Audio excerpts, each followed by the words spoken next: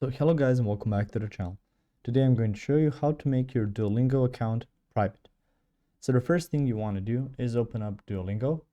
On here you can see at the bottom home, you can see your rewards or daily goals. You can see some of the badges and you can also see the three dots at the bottom right. You can see feed, profile and practice. So go ahead and click on profile. You can see here add friends.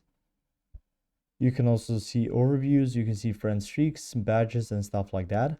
So you can go to the top right corner for settings, which I suggest you do. After that, you can see preferences, profile, notifications, courses, Duolingo for schools, social accounts, and privacy settings. Now that's really important, and you will need to click on privacy settings.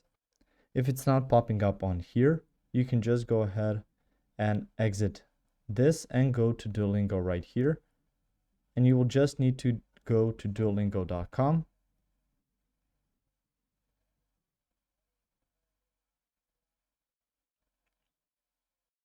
Once you're logged in, you could go to your account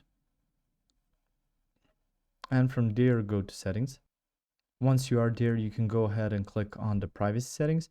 You can see there's some different features. So you can see friend streaks, personalized ads, and make my profile public. Now, if you wish to make it private, just switch that off and click on save changes. And you can see make my profile public. You can just then go back and click on it, but right now it's going to be private once you switch that off. If you found this information helpful or useful, you can like the video. You can also share the video.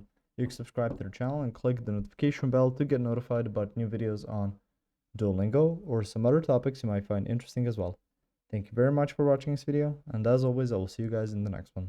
Goodbye.